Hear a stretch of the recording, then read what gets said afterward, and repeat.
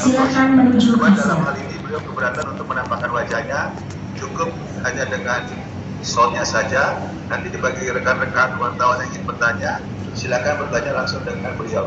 Itu yang bisa kita paparkan untuk hari ini terkait daripada apa perilaku dan langkah yang telah dilakukan oleh pihak sebelah, terutama dari kuasa hukumnya, termasuk juga prinsipalnya. Itu yang bisa kita sampaikan. Bahwa dengan tindakan kemarin yang dilakukan oleh saudara YI dan saudara MBW yang memposting di IG pribadinya dan juga kuasa hukumnya itu dengan sengaja menyebarluaskan dokumen-dokumen milik pribadi kami yang dalam hal ini adalah tanda terima laporan polisi sebanyak 4 buah merupakan suatu tindakan yang kami sangat sayangkan, karena sebagaimana kita ketahui bahwa di dalam hukum positif di Indonesia itu adalah yang berlaku namanya Undang-Undang ITE yang tercantum di dalam pasal 26, yaitu mengatur semua informasi yang menyangkut pribadi seseorang. Penyebaran informasi tersebut harus dilakukan berdasarkan persetujuan orang yang bersangkutan. Nah, ini yang kita sangat sayangkan dari perilaku mereka semuanya.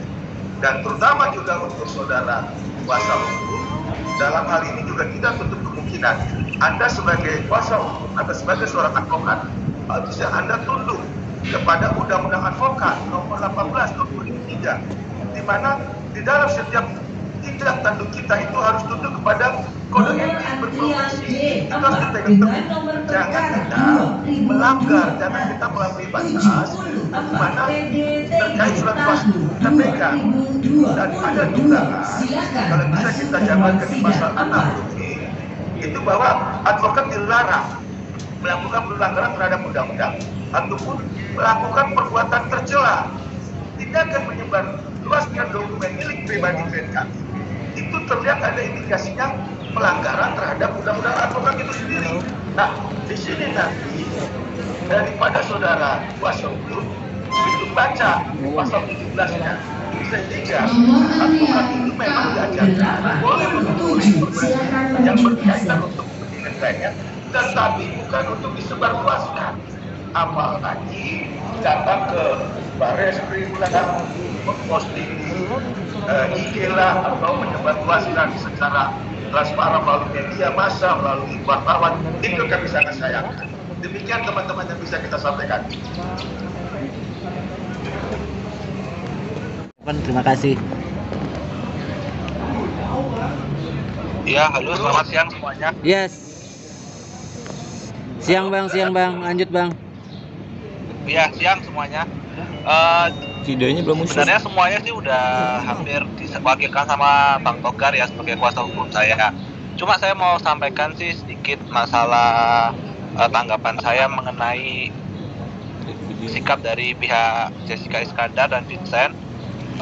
Seolah-olah sih menurut saya sih mereka kayak membuat statement bahwa kayak hukum ini tidak berjalan, ataupun kayak misalnya bahwa ada pernyataan polisi tidak menanggapi laporan mereka dan lain-lain. Nah, sebenarnya bukan berarti polisi tidak menanggapi laporan mereka.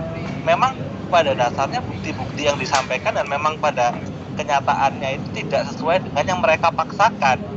Nah, apakah berarti misalnya kita sebagai seorang public figure, nah kita punya pendapat A, terus kita paksakan kepada seorang pada penindak hukum seperti polisi, apakah harus sesuai dengan keinginan kita?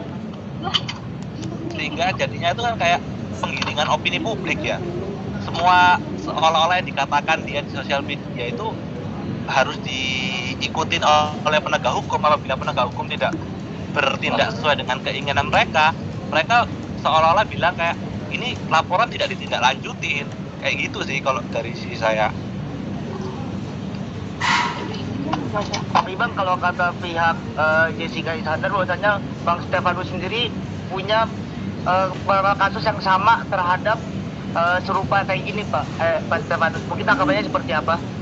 Untuk kasus-kasus yang serupa, oke, saya kan kasih gambaran sedikit ya. Sebenarnya di sini untuk kasus ini adalah kasus sebenarnya murni kerugian perusahaan karena kontrak-kontraknya itu berdasarkan kerjasama dengan perusahaan. Mungkin yang kurang dipahami di situ. Bukan berarti seperti yang diceritakan di sosial media bahwa mobil itu dibawa kabur oleh saya atau gimana. Karena bisa dicek juga saya tidak ada membawa mobil itu dalam artian mobil itu saya bawa lari. Dan itu pun bisa dibuktikan juga. Dan masalah 11 mobil itu kalau memang benar-benar kepemilikannya ada kan bisa ditunjukkan juga. Jangan maksudnya kayak kita seolah-olah digiring saya ini adalah orang yang salah gitu. Dan sini posisi saya ketika saya menjadi komisaris di perusahaan PT Pesona Trip dan memang perusahaan itu mengalami kerugian, seharusnya secara hukum ini kan bukan 100% tanggung jawab saya kalau misalnya dibilang secara hukum perusahaan ya. Nah cuma sini seolah-olah saya mau dijadikan kayak kambing hitam bahwa seolah-olah semua ini salah saya dan saya disuruh tanggung jawab semua. Dan dari awal pun saya juga sudah bilang, saya sudah tawarkan juga untuk pembicaraan secara damai. Itu pun saya secara pribadi akan mengganti secara pribadi, bukan secara perusahaan ya. Maksudnya ini sebenarnya bukan 100% kesalahan dari saya kan. Nah cuma saya sudah tawarkan untuk damai dan saya ganti dengan uang pribadi. Ya memang yang mereka harapkan pengembaliannya totalnya secara langsung seperti itu ya kan tidak bisa, karena kan di sini posisinya saya juga rugi dan bukan saya bawa pergi dananya akan seperti itu maksudnya. Betul. Jadi sudah clear ya teman-teman ya. Clear banget soal Kapolri. Berarti banyak orang yang bilang bahwasanya wah nih Pak Stefanus ini menipu banyak orang. Nah itu tanggapannya gimana? Nah itu semua yang mereka mengatakan menipu banyak orang itu ya coba dibawa buktinya aja. Jadi gini, kata-kata menipu sampai detik ini belum melekat kepada mereka. Satu. Kedua, JI dan SIF selalu menyatakan dirinya korban. Sampai detik ini tidak ada satu pun yang menyatakan alat bukti bahwa dia sebagai korban. Belum ada itu. Jadi itu tadi klien kita bilang penggiringan opininya terlalu dahsyat. Apa karena artis harus dituruti kemauannya? Ya nggak bisa gitu dong. Ingat, di dalam hukum hak warga negara itu sama. Jadi jangan jangan memasukkan keinginan. Cobalah belajar daripada hukum acara yang tertib, yang benar, bukan dengan teriak-teriak, bukan dengan koar-koar, bukan juga dengan melaporkan bahwa KTP online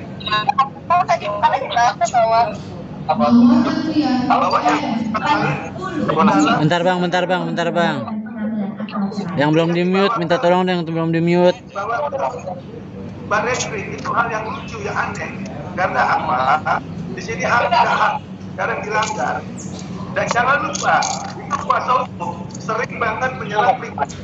Jadi tolong dipastikan Anda itu tunduk kepada aturan Undang-Undang Advokat nomor 18 tahun 2003. Ada kisah kode etik yang tidak boleh kita langgar dalam hal ini. Hukum dan kepastian hukum, Bang. Saya jawab ya. Kalau menulis kepada siapapun itu haknya seseorang, saya tidak mau intervensi. Tetapi kita jadi ketawa, kita jadi lucu. Hukum mau kita tegakkan setegak-tegaknya, atau kita main surat menyurat. Itu dulu. Atau kita mau bikin drama. Pihak Jessica Iskandar atau JI sudah membuat laporan di Polda Metro. Kenapa nggak dia taat? Nah, kenapa harus mengambil dokumen lain ganti? Dari katanya ada dari Polda Bali, Polda Jawa Timur, dan paparkan di muka umum. Apa itu etis? Dan yang kedua, kami dari kuasa hukum klien kami, Bapak Stefanus, kami sudah melayangkan gugatan, mendaftarkan, dan sidang gugatan pertama sudah mulai itu oleh hakim dan ditunda 2 minggu. Dan 2 minggu lagi kan kami akan datang dalam gugatan pertamanya biar kita buktikan di sana apa sih kok dia jadi berkuat-kuat kemana-mana dan menyatakan dia korban dan mengirim opini kemana-mana, membuat surat ke Kapolri, memposting di IG-nya, lalu membuat keluh kesah. Ini kan udah gak bagus. Itu yang kita sangat sayangkan.